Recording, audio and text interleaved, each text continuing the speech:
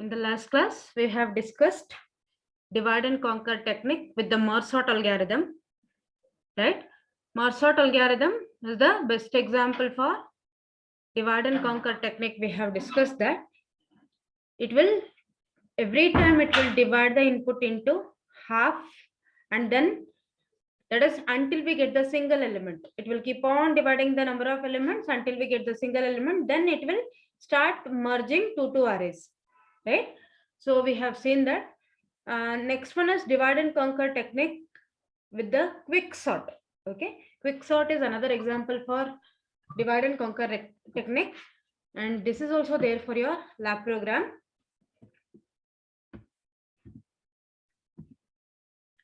So quick sort is the other important sorting algorithm that is based on the divide and conquer approach.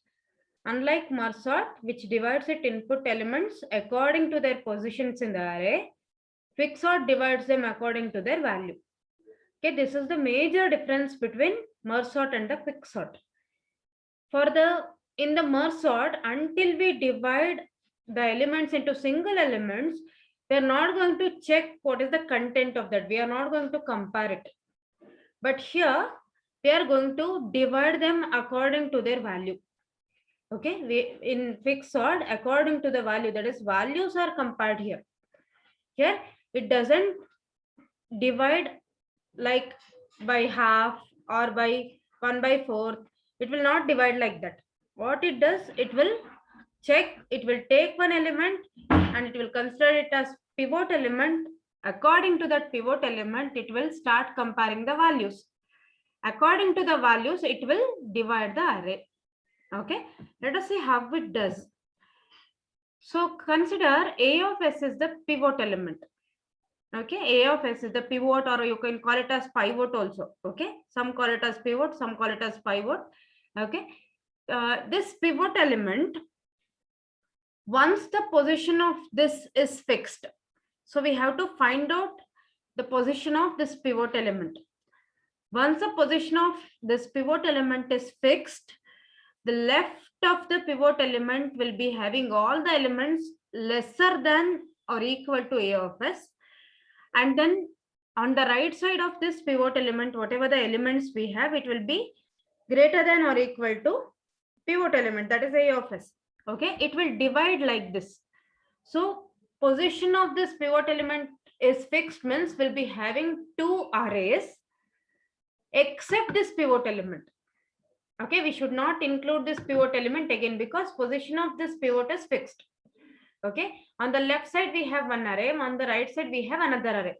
So A of 0 to A of S minus 1 is one array. A of S plus 1 to A of N minus 1, it is another array. So we have two different arrays. Now we have to apply the quick sort algorithm again on this. Again, we have to select another pivot element and we have to find the position of that element. Okay, so this will continue until all the elements are sorted. Okay, let's discuss with the algorithm. So algorithm quick sort, A of L to R, that is left index to right index, L to R, sorts a subarray by quick sort. Input is subarray of array A of 0 to N minus 1. Array is A of 0 to N minus 1. A of L to R is its subarray. Okay, defined by its left and right indices L and R. Output is subarray A of L to R sorted in non-decreasing order. That means increasing order. If L is less than R, left index must be less than right index. Then only we have to perform the quick sort operation. Otherwise, we should stop it. Okay, if left index is less than right index. So if left index is less than right index, call the partition function. Partition A of L to R, where S is a split position. Okay, S is a split position which is called as position of the pivot element. Okay, position of the pivot element, that is S. So whatever this partition function written, that will be stored in S. Then call quicksort again on A of L to S minus 1 and quicksort on A of S plus 1 to R. Don't include S because position of S is fixed. Don't include that. So remaining elements are A of L to S minus 1 and A of S plus 1 to R. On both these partition, you call quicksort again. Then what is partition function? Partition algorithm or a partition, usually we use partition. This is the name of the programmer who has invented this quicksort algorithm. It partitions a subarray by Horst algorithm using the first element as pivot. Input subarray of array of 0 to n minus 1 defined by its left and right indices L and R. Output is partition of A of L to R with the split position returned as this function's value.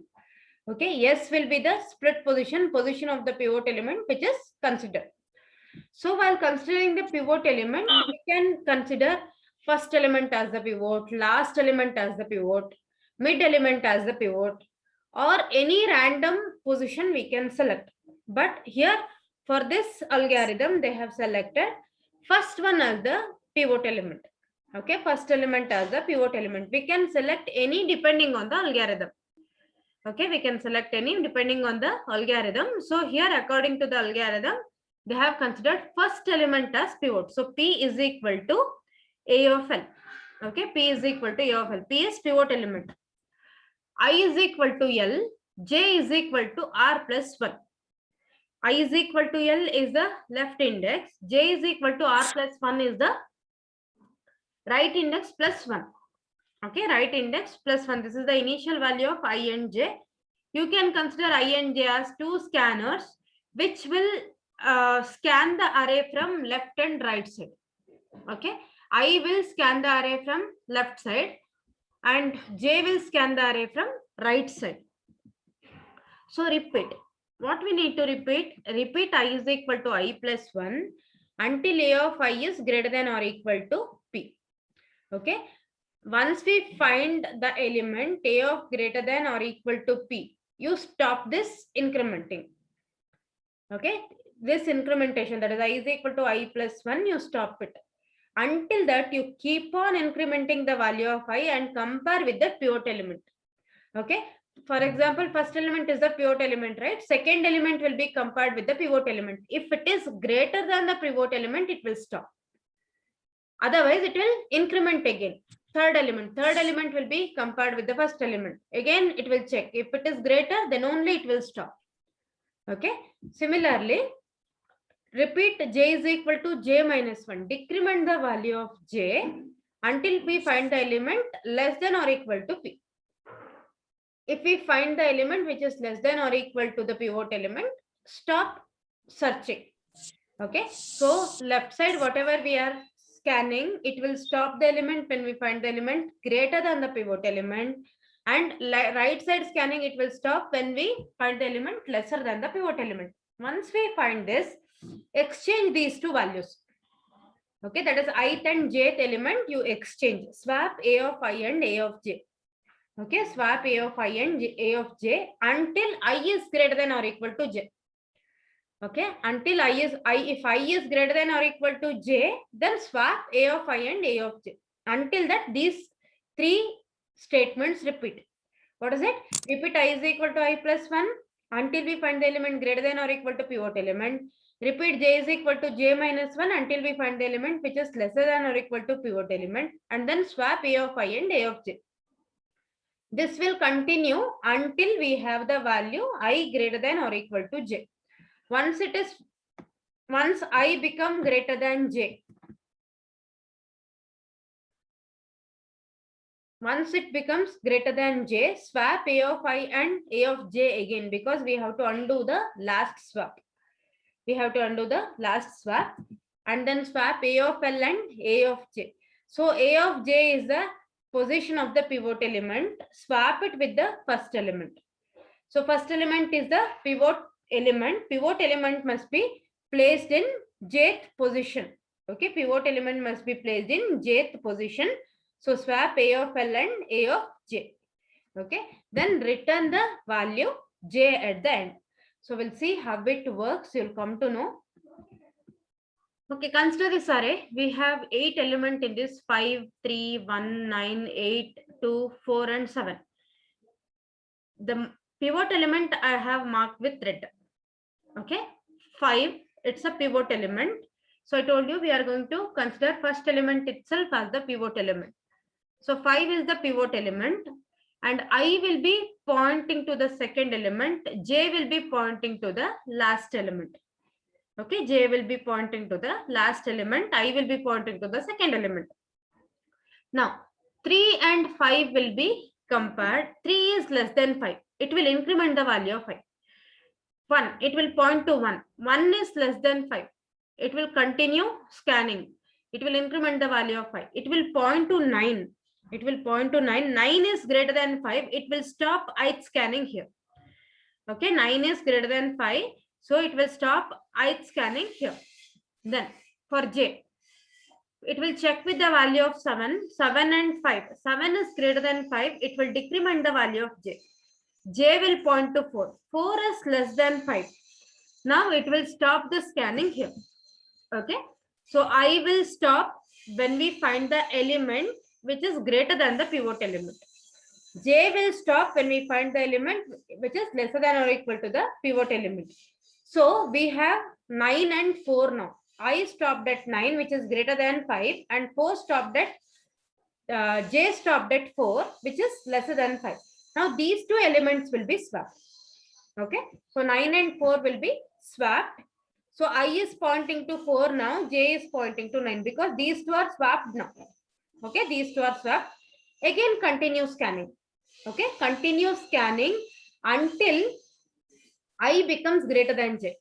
Okay, until I becomes greater than J, we have to continue scanning. So I will be incremented. It will point to 8. When it points to 8, 8 is greater than 5. It will stop there. J will be decremented. It will stop at 2 because 2 is less than 5. Again, swap these two. 8 and 2 will be swapped. Okay, when 8 and 2 will be swapped, I will be pointing to 2 and J will be pointing to 8. Okay, then again continue scanning. So here what happens? It will stop at, I will stop at 8 and J will stop at 2. It will, I and J will cross each other. Okay, I and J will cross each other, but swapping will be done before checking the condition. Okay, before checking the value of I and J, swapping will be done already. That's why what happens, it will undo the last swap. I have not shown that step here. Okay, I have not shown that step here. Actually, 8 and 2 will be swapped again. Okay, 8 and 2 will be swapped again because we have not checked the condition. Before checking the condition itself, we have 3 statements, right? That is repeat I plus 1, repeat J minus 1, right? Then swap A of I and A of J. Before checking the condition itself, we have that. So it will be swapped, and once it checks the condition, here I is greater than J now. So I is pointing to 6th element and J is pointing to 5th element. I is greater than J. So we have to stop the scanning here. Okay, we have to stop the scanning here. Actually, it will undo the swapping. After undoing, this is the position of the pivot element. Okay, that is J. J is pointing to 2. Now, you swap, come outside of the loop. Come outside of the loop and swap. What we have to swap here? We have to swap pivot element with the Jth element. So 5 and 2 will be swapped. Okay, 5 and 2 will be swapped. I hope you understood this first partition. Okay, this is the first partition of the quicksort. This is the first partition of the quicksort. Once it finds this Jth element, it will be returned to the function quicksort. In the quicksort, we have S is equal to partition. We have called S is equal to partition. So S will get the value, this position of pivot element. Okay. Now it will call the quicksort again on L2 S minus 1 and then quicksort on A of S plus 1 to R. Right. So it will call the function again on left array. First left array, then right array. So when it calls on left array, 2 is the pivot element. Okay, 2 is the pivot element, And that is when we call this quicksort function, we are calling quicksort again within that first statement is s is equal to partition. That will be called. So T2 will be the pivot element and I pointing to second element and j pointing to the last element. So here what happens? Ith scanning will stop when it finds the element greater than the pivot element. 3 is greater than 2, so it will stop here itself. J 4 is greater than 2, it will decrement the value of j. J will point to 1. 1 is less than 2. So here it will stop jth scanning when we find the element less than pivot element. So 1 is less than 2, it will stop it here. Now ith element and jth element will be swapped. Okay, 3 and 1 will be swapped. And then again what happens? It will continue scanning. When it continues scanning, I will stop at 3 and j will stop at 1. Sorry, one more thing. You can notice after partitioning, the elements on the left side are, you can notice here, elements on the left side are lesser than the pivot element. That is after partitioning. Elements on the right side are greater than the pivot element. You can notice this. So 5 is sorted. Okay, the element 5 is sorted. On the left and right side array, we have to continue sorting. Okay, so in this case, so I and j. Now value of I is greater than value of j. So stop scanning here itself and swap the pivot element with the jth element. So 2 and 1 will get swapped. Okay, so position of 2 is fixed. On the left side of 2 we have 1 and on the right side of 2 we have 3 and 4. You can notice here also the elements which are on the left side of the pivot element are lesser than the pivot element. The elements on the right side of the pivot element are greater than the pivot element. So again we have to apply quicksort on the two partition. So on the left side we have single element. So when we have single element, we consider it as sorted. Okay, so it is sorted. Then apply on 3 and 4 on the right side array. So second quicksort. So apply on this. So here 3 will become the pivot element. I and j will point to the same element. I and j will point to the same element. So what happens here?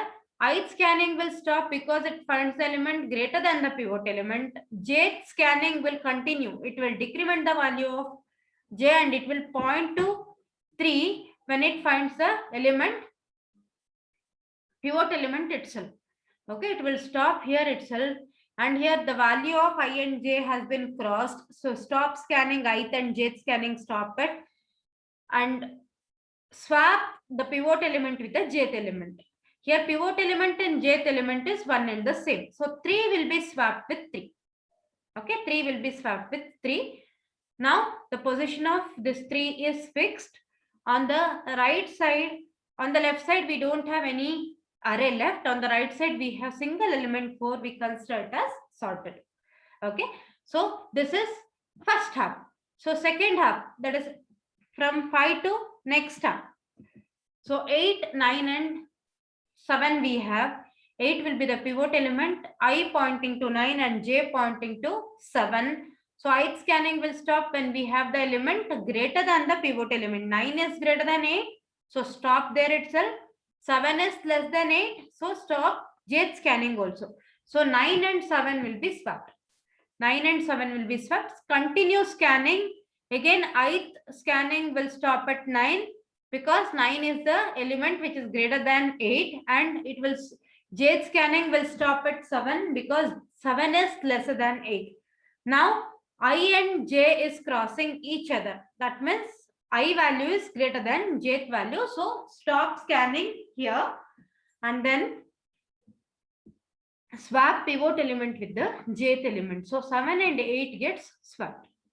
After 7 and 8 gets swapped, we have the element 7 on the left of 8 and 9 on the right of 8. We have single elements, so we consider it as sorted. Okay, I hope you understood this concept. This is how the quicksort works. So after all this, so when you combine all these, you'll get the sorted array 1, 2, 3, 4, 5, 7, 8, and 9. So that will be the sorted array. Okay. On the left side, we have single element. On the right side, we have single element. So we consider it as sorted. Okay. So this is the tree of recursive call made to quicksort with the input values L and R. With the subarray bounds and split position S of a partition obtained.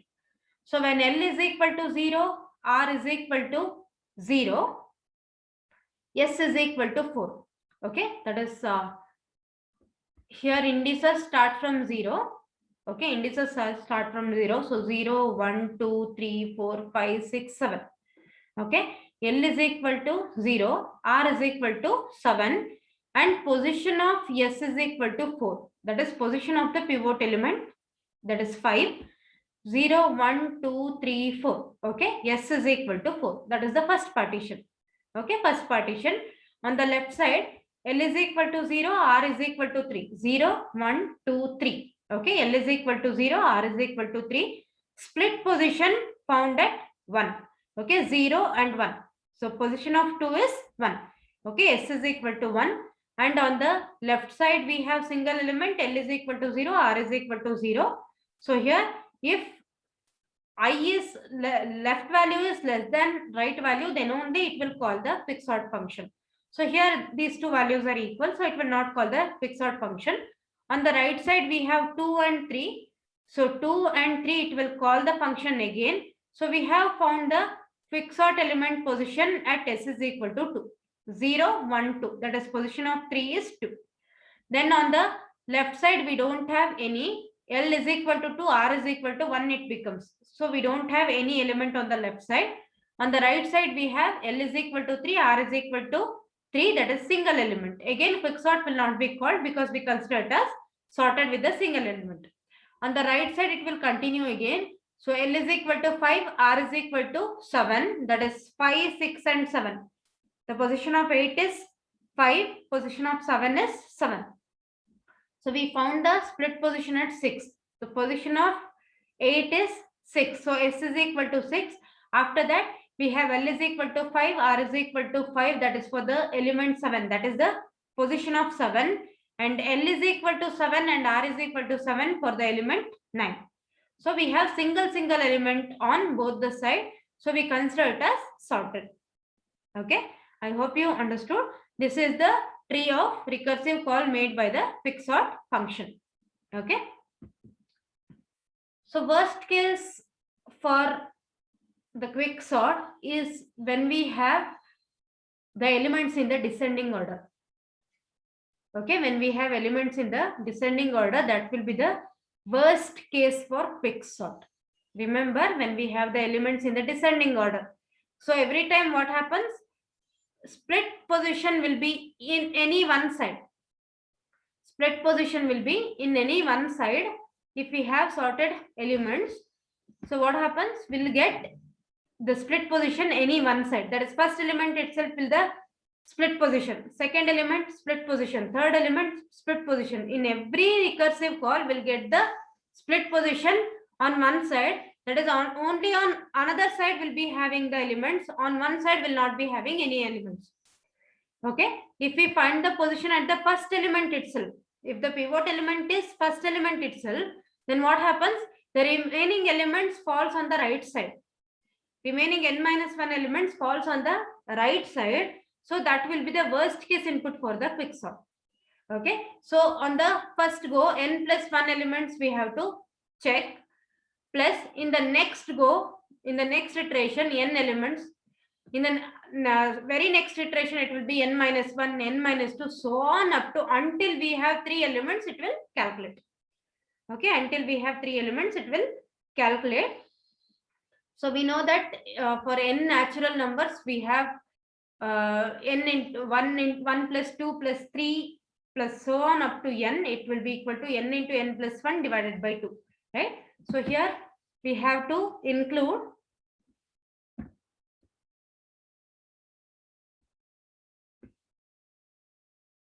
okay, for this you include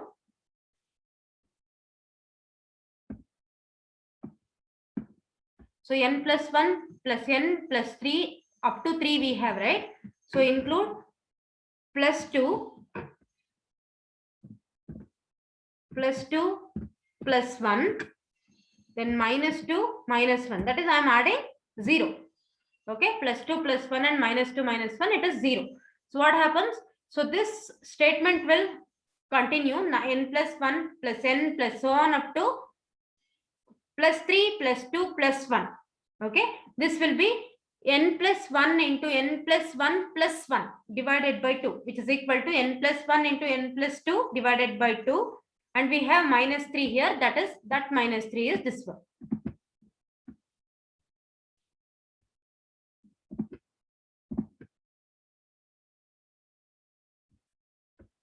Okay, we have left with minus 3 summation of n natural numbers n into n plus 1 divided by 2, right? Here n is n plus 1. N plus 1 into n plus 1 plus 1. So n plus 2 divided by 2, and this minus 3, whatever we have added, that will be minus 3 here, which belongs to theta of n square. Okay, which belongs to theta of n square. This is the worst case. In the average case, C average of n is equal to, that is, probability of ith element to be the pivot element will be 1 by n. So this probability will be same for all the elements. Okay, this probability will be same for all the elements. So 1 by n is the probability of the element to be pivot element. So summation s is equal to 0 to n minus 1. N plus 1 on the first go. So we have to compare n plus 1 number of elements in the first iteration. Okay, in the first iteration, plus C average of S. Okay, up to S we have to calculate, that will be the number of comparison up to S, plus C average of n minus 1 minus S. It is not n minus S, it is n minus 1 minus S, because we are not going to include the pivot element in the second iteration. In the second iteration, pivot element position will be fixed, so we are not going to include that. Okay, so once the array is divided, up to S it will be one array, after S it will be another array. So n minus 1 minus S. Okay, n minus 1 minus S. That is the number of comparisons required for the C average. Okay, comparison in the average case, where average case with the 0 elements is equal to 0 comparison. When we have 0 number of elements, it will be equal to 0. When we have single elements also, it will be 0. When we have single element also, it will be 0. Number of comparison will not be done when we have single element. So C average of 1 is equal to 0. When we solve this, we'll get C average of n, which is approximately equal to 2n log n. This is ln means log n to the base e. Okay, 2n log n to the base e. It is approximately equal to 2n log n to the base e, which is approximately equal to 1.39 n into log n to the base 2. So if you ignore this 1.39, you can write it as n log n to the base 2. Okay, n log n to the base 2 is the average case efficiency for quicksort. Worst case efficiency is n square. Remember this, that this is very important. And this, up to this, it will be included for your internals. Okay, if you have any doubts, you can ask me.